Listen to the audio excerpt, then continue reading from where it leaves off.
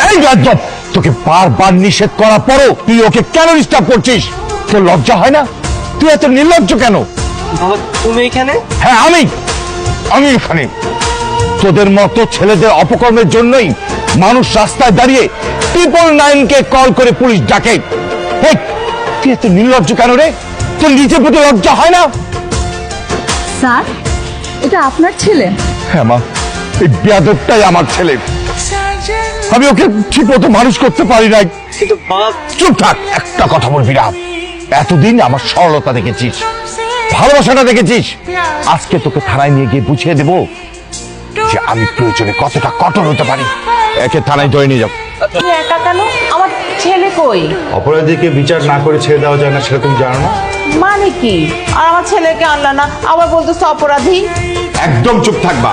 ওই মেয়ের আশেপাশে হতে থাকবি, আর ওই মেয়ের ছায়াও তুই পালাবি না বলে রাখলাম। মাহি, দাঁড়া দাঁড়া, তোমার সাথে আমার কিছু কথা আছে। কি বলবেন বলেন। তুমি হৃদয়ের বিরুদ্ধে মামলাটা তুলে নাও না, হৃদয় কখনো তোমাকে ডিস্টার্ব করবে না। পুলিশ ধরে নিয়ে গেছে, পুলিশকে বলুন। আমাকে এসে বলছেন কেন? চলুন তো মামা। আমি তোমার মায়ের মতন, আমি জানি আমার ছেলেটা অনেক বড় অন্যায় করে ফেলছে, এই জন্য আমি অনেক লজ্জিত মা। তুমি আমাকে একটা হেল্প করো না মা, তুমি থানায় গিয়ে একটু অভিযোগটা তুলে নাও। এই মুহূর্তে আমি কি করতে পারি? তুমি আমার সাথে একটু থানায় চলো। আচ্ছা ঠিক আছে। হৃদয়ের বিরুদ্ধে আমার কোনো অভিযোগ নেই। তুমি ভেবে চিনতে বলছো তো? বাদী তার মামলা তুলবে, এটা ভেবে বলছে নাকি না ভেবে বলছে তাতে তোমার কি? প্রতিদিন এসব ঝামেলা ভালো লাগে না। আজকে ওকে ছেড়ে দেবো, কালকে যদি আবার সেম কাজ করে আসে তখন তো আবার বিচার আসবে। আমি আর ওর বিরুদ্ধে বিচার দিব। সিগনেচার নিয়ে ওকে ছেড়ে দাও।